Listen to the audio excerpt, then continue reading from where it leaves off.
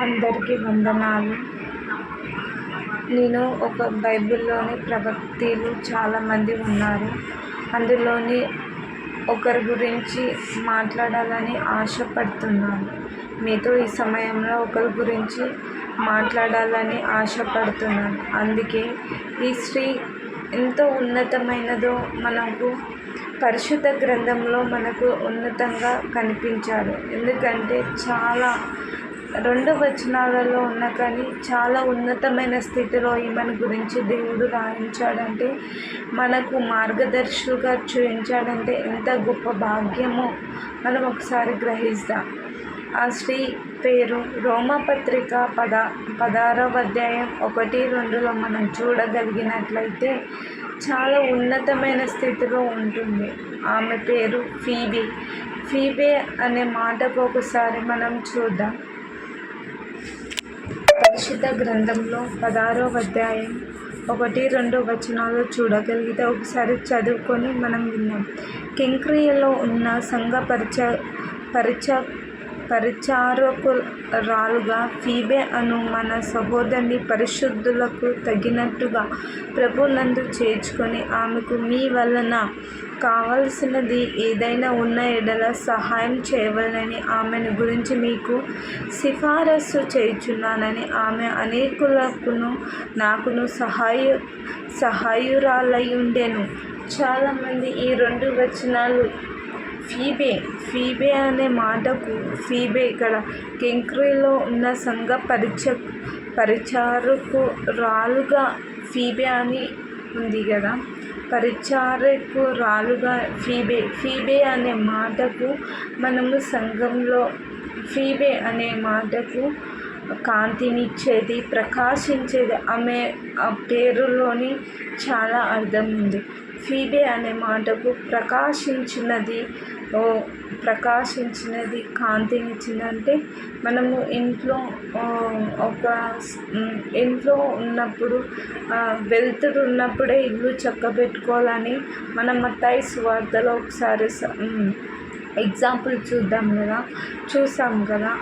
అలాగనే మనం వెలుగున్నప్పుడే మనము ఇల్లుని చక్కబెట్టుకోవాలి. అదే విధంగా మన ఆత్మ ఉండంగానే, మన ఆత్మ శరీరంలో ఉండంగానే మన ఆత్మను దేవుని చెంతకు చేరాలని, పరిశుద్ధంగా జీవించాలని అలా ఆశ పడాలి, అలా జీవించాలి. ఈ ఫీబే కూడా తన కెంక్రీలో ఉన్న సంఘంలో అక్కడ సంఘ పరిచారకురాలుగా చేసింది. ఈ 2 వచనాలు ఆమెను ఎంతగా ఉన్నత స్థితిలో ఉంచిందంటే మనం ఆమె గురించి ఎంత నేర్చుకోవాలో ఒకసారి మనం చూద్దాం. ఫీబే అనే మాటకు ఏంటంటే కాంతినిచ్చింది, ప్రకాశించింది. కాంతినిచ్చిందంటే వెలుగును ఆ సంఘానికి ఎంతో ఇచ్చిందని మనం అర్థం చేసుకోవాలి.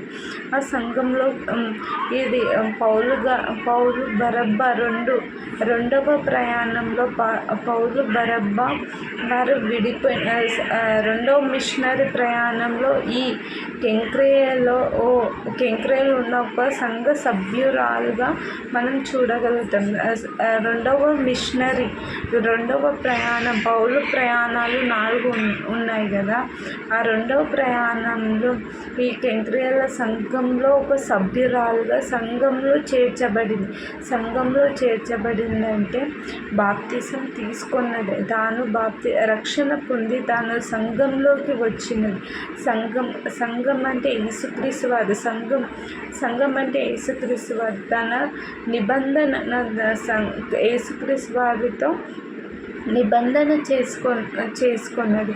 సంఘంలో విశ్వాసుల కొరకు ప్రార్థించడం కానీ, తన ఆత్మీయ జీవితానికి సంఘంలో చాలా విధమైన కొలతలు ఉండొచ్చు. అప్పుడే బాప్తిసం తీసుకున్న వారి కొరకు ప్రార్థన చేయడం కానీ, లేకపోతే చాలా సెకండ్ మిషనరీ కొరింథీ సంఘానికి వెళ్ళి పరిచారకుర ఒక సేవా ప్రయాణాన్ని ఆమె ప్రారంభిస్తుంది. కొరింథీ సంఘంకు రోమా సంఘం రోమ సంఘానికి చాలా దగ్గర 9 మైళ్ళ దూరాన్ని ఉంటుంది. ఆ 9 మైళ్ళ దూరాన్ని ఆమె ప్రయాణం చేస్తుండగా పౌలు గారు ప్రయాణిస్తుంది. కొరింథీ సంఘంలో ఆమె పనిచేసేది. రెండవ ప్రయాణ మిషనరీలో ఆమె కెంక్రియలో కొరింథీ పట్టణాన్ని కూడాను ఆమె పనిచేసేది.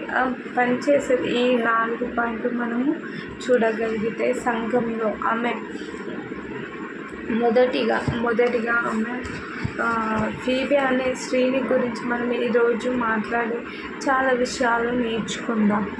ఫీబే అను మాట ప్రకాశించినది అనే అర్థం కలది కదా.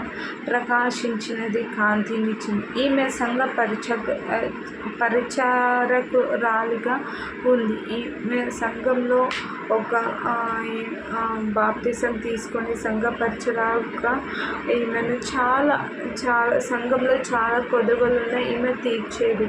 కొత్తగా రక్షణ పొందిన వారి కొరకు ప్రార్థించడం కానీ, సంఘ సేవకులకు సహాయం చేయడం కానీ ఇంకా చాలా పనిచేసేది ఈ ఫీబే అనేకులకు దైవజనం కూడా సహాయకురాలుగా ఉండేది. సహోదరులకు కానీ, ఆర్థిక ఇబ్బందులు ఉన్న వారికి సహాయంగా చూసేది. ఇంకా చాలా సహాయకురాలుగా ఉండేది. పాస్టర్గా అనేక సేవ చేసేది. సంఘంలో ఏ కొలుగా లేకుండా సంఘ విశ్వాసులకు సంఘంలో చాలామంది చాలా విధమైన ఆత్మీయ జీవితానికి కొత్తగా నూతనంగా రక్షణ పొందిన వారికి ఆత్మీయ సాధనలు వేరే ఇస్తాడు. అప్పుడే వేరే ఏంటంటే నువ్వు అక్కడికి పోతే ఏమవుతుందో, అక్కడికి వెళ్తే ఏమవుతుందో అని ఒక ప్రేరేపణ కలిగిస్తాడు.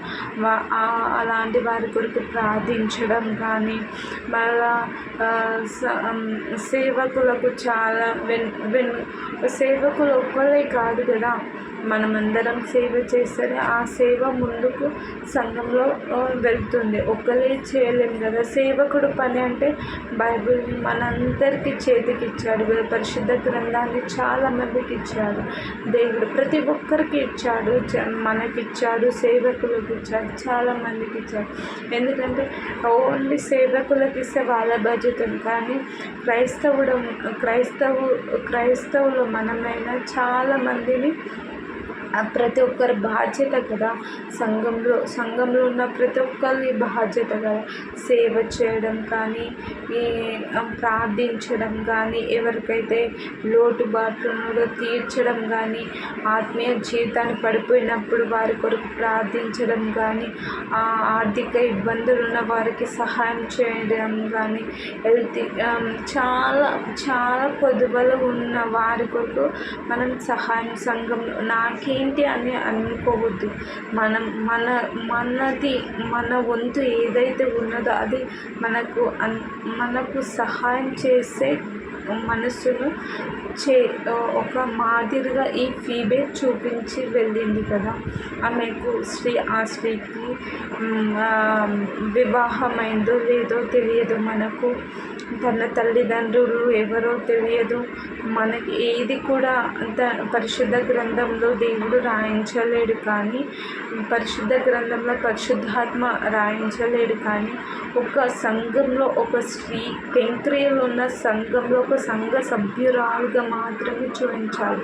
ఆమెకు చాలా అంత గొప్ప సేవ చేసింది కాబట్టి పరిశుద్ధాత్మ దేవుడు ఆమె గురించి మనము నేర్చుకోవాలని రాయించారు. ఆమె నుంచి మనం ఏం నేర్చుకోవాలంటే సంఘానికి మనం రక్షణ పొందాము. ఫస్ట్ పాయింట్, సంఘంలో ఎవరైతే పడిపోతున్నారో, నూతనంగా బాప్తిసం తీసుకున్నారో, రక్షణ పొంది ఉన్నారో వారి కొరకు ప్రార్థించాలి, వారి కొరకు మాట్లాడాలి, వారికి వెంటట్టు ఉండి ఇలా కాదు ఇలా జీవించాలని చెప్పాలి. కానీ వారికి మనమే వెనుకకు ఆత్మీయ జీవితంలో ఉంచొద్దు. సంఘ సభ్యురాలు ఆమె చేసిన పని అదొకటి. ఆర్థిక సహాయంలో ఎవరైతే ఉన్నారో వారి కొరకు సహాయం చేసింది, సేవకులకు సహాయం చేసింది. మళ్ళా ప్రార్థించే సంఘంలో ప్రార్థన చాలా ప్రాముఖ్యమైనది కదా. సంఘంలో ప్రార్థించాలి, ప్రతి ఒక్కరి కొరకు ప్రార్థించాలి. మనం యవనస్తుల కొరకు ప్రార్థించాలి, వృద్ధాప్యంలో ఉన్న వారి కొరకు ప్రార్థించాలి, నూతనంగా రక్షణ పొందిన వారి కొరకు ప్రార్థించాలి, ఆత్మీయ జీవితాన్ని పడిపోయిన వారి కొరకు ప్రార్థించాలి. చిన్నతనంలోనే మన పిల్లల కొరకు ప్రార్థించాలి, వివాహం కాని వారి కొరకు ప్రతి ఒక్కరు దేవునికి మనం ప్రార్థించాలి, దేవునికి అడగాలి. ప్రతి విషయమందు మనం కృతజ్ఞత కలిగి ఉంచాలి కదా. ఫీబే కూడా అలాంటి సంఘ విశ్వాసురాలు, సంఘ సభ్యురాలు కాబట్టి పరిశుద్ధ గ్రంథంలో పరిశుద్ధాత్మ దేవుడు ఆమెకు 2 వచనాలు కానీ ఆమె గొప్ప సేవ చేసింది కెంక్రియలలో. ఈమెను గురించి మనము చాలా నేర్చుకోవాలి. అలా నేర్చుకోవడం కాదు, క్రియలలో చూపించి మన మార్గంలో నడుచుకొని దేవుడు అనుగ్రహించాలి. అలా క్రియలు లేని జీవితం మృతం అన్నాడు. బైబిల్లో రాశాడు కదా దేవుడు, క్రియలు లేని విశ్వాసం మృతం అన్న. ఆ మృతం కాకుండా మనం క్రియలలో చూపించి ఆమె ఒక మార్గదర్శులుగా ఫీబే మనకు మార్గదర్శులుగా చూపించింది. అలాగే మనం స్త్రీ అయిన మనమందరం మన కుటుంబాలను కట్టుకుంటూ ఆ జీవితాన్ని మనం ముందుకు సాగించాలని ఆశపడుతున్నారు. ఈ ఫీబే గురించి ఏదైనా నాకు తెలిసినది నేను చెప్పాను. మీకు తెలిస్తే ఈ కింద కామెంట్స్ రూపంలో నాకు తెలియచేయండి. ఏమైనా తప్పులున్నా, ఏమైనా ఇంకా మీకు తెలిసిన కామెంట్ రూపంలో నాకు పెట్టండి. అందరికీ వందనాలు.